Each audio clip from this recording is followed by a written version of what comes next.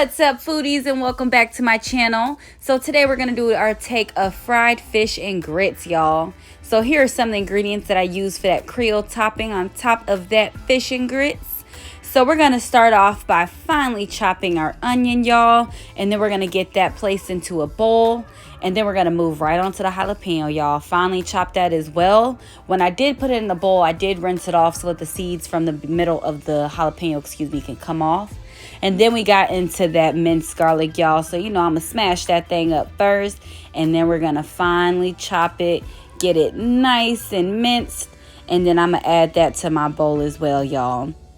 Then we're going to go ahead and finely chop our parsley. So I do like to roll mine up a bit before I start chopping it. It makes it a bit easier to manage.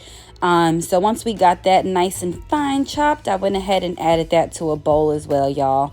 So let's get to these grits. So as you saw, we had that water boiling, and then we're going to slowly add in our grits. I don't like to pour it all in at once because I don't like clumpy grits at all. So as you see, I'm just slowly pouring it in there, and then I'm going to go ahead and whisk it around and continue to repeat that process until we have it all in there.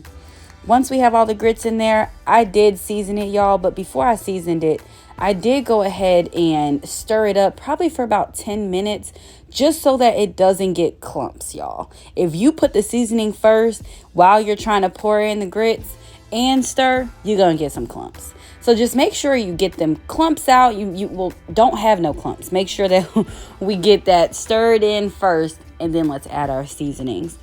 Once we added in our seasonings, I combined everything just to make sure that those flavor profiles are all mixing well, y'all.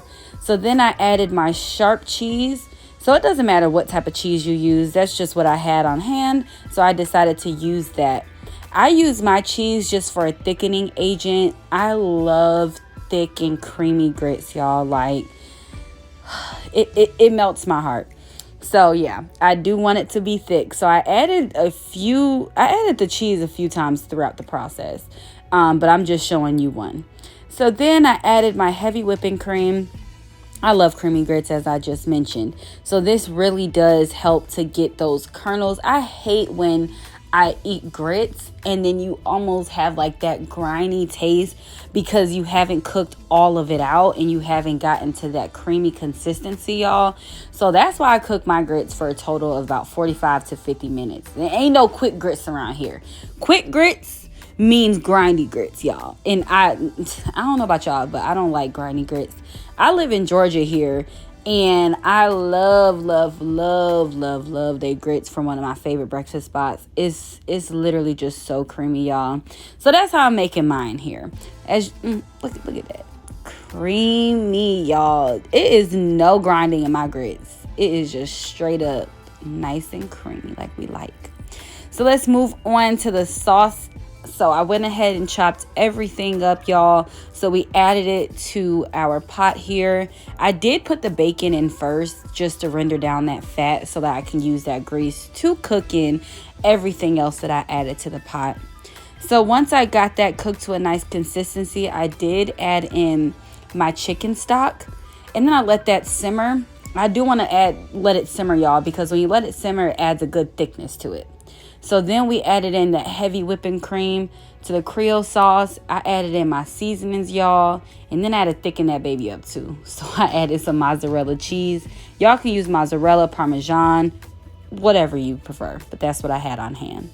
So now we're going to get to that fish, y'all. So if you are making fish and you don't have an egg wash, and put the fish in your egg wash and let it sit in there for 5 to 10 seconds before frying your fish, I don't know what you're doing, y'all. I really don't. So let's go ahead and put that fish in there. I patted that down. I fried that off, y'all. And then I plated it. This is the final result. It is so delicious, y'all. I cannot wait for your feedback on that recipe, y'all. Please like, comment, subscribe. Let me know what you think. Until next time, foodies.